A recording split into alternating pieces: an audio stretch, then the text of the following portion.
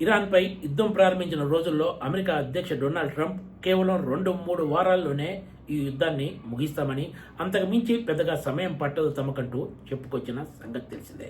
ఫిబ్రవరి 28న America, Israel సంయుక్తంగా ఇరాన్పై దాడి ప్రారంభించిన సంగతి తెలిసిందే. తొలి రోజే సుప్రీం లీడర్ ఆయతుల్లా అలీ ఖొమైనీని కూడా హతమార్చారు. ఇరాన్పై అమెరికా, ఇజ్రాయెల్ సంయుక్తంగా యుద్ధం ప్రారంభించి 3 నెలలు కావస్తున్నా కూడా అసలు దీనికి ముగింపు ఎప్పుడు పడుతుందో ఎవరికి అంతు చిక్కటం లేదు. ప్రస్తుతం శాంతి ఒప్పందం అమల్లో ఉన్నా కూడా అమెరికా ఇరాన్పై దాడులకు దిగుతూనే ఉంది. అమెరికా దాడులకు దిగిన ప్రతిసారి ఇరాన్ కూడా ప్రతీకార దాడులు చేస్తూ ముందుకు సాగుతుంది. దీంతో ఈ వ్యవహారం ఎప్పుడు కొలిక్కి వస్తుందనేది ఎవరికి అంతు చిక్కని ప్రశ్నగా మారింది. మరోవైపు ఈ యుద్ధం కారణంగా చమురు ధరలు పెరిగి ప్రపంచవ్యాప్తంగా పలు దేశాలు తీవ్ర ఇబ్బందులు ఎదుర్కొంటున్నాయి. ద్రవ్యోల్బణం కూడా పెరుగుతూ పోతోంది. తమపై యుద్ధానికి సహకరిస్తున్నారనే కారణంతో ఇరాన్ గల్ఫ్ దేశాలను టార్గెట్ చేస్తుంది. శనివారం నాడు ఇరాన్ ఏకంగా కువైట్లోని అంతర్జాతీయ విమానాశ్రయంలోని టెర్మినల్ 1పై డ్రోన్లతోటి భారీ దాడికి దిగింది. ఈ దాడుల్లో ఏకంగా 63 మందికి పైగా గాయపడ్డారు.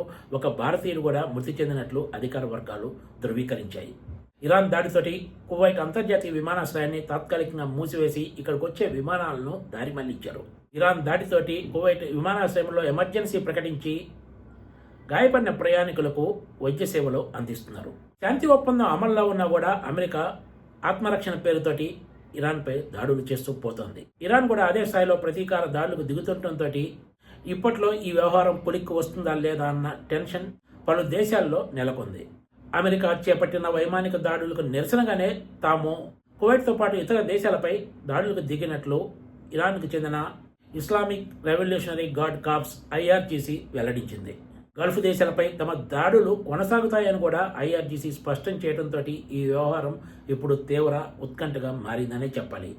ఇరాన్ దాడులతోటి కువైట్, బహ్రెయిన్ ప్రభుత్వాలు తమ ప్రజలకు పలు సూచనలు చేశాయి. బయటికి రాకుండా సురక్షిత ప్రాంతాల్లో ఉండాలని కోరాయి.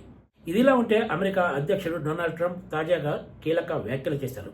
తనకు ఇరాన్ సుప్రీం లీడర్ ముస్తఫా ఖొమైనీతోటి నేరుగా కలవాలని ఉందంటూ వ్యాఖ్యానించారు. ఆయన ఇరాన్ దగ్గర అణ్వాయుధాలు ఉండటానికి ఏ మాత్రం వీల్లేదని మరోసారి స్పష్టం చేశారు.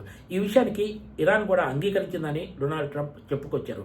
మరి ఇక యుద్ధం ముగింపుకు సమస్య ఎక్కడ ఉందో ఎవరికి అర్థం కావటం లేదు. మరోవైపు డొనాల్డ్ ట్రంప్ చెప్పే మాటలను ఏమాత్రం నమ్మటానికి వీల్లేదని చాలా మంది అభిప్రాయం వ్యక్తం చేస్తున్నారు. ఇరాన్ కూడా అమెరికా అధ్యక్షుడు డొనాల్డ్ ట్రంప్ చెప్పే మాటల్లో చాలా వరకు అబద్ధాలే ఉంటున్నాయంటూ కూడా గతంలో వ్యాఖ్యానించిన సంగతి తెలిసిందే. Please subscribe TCTV.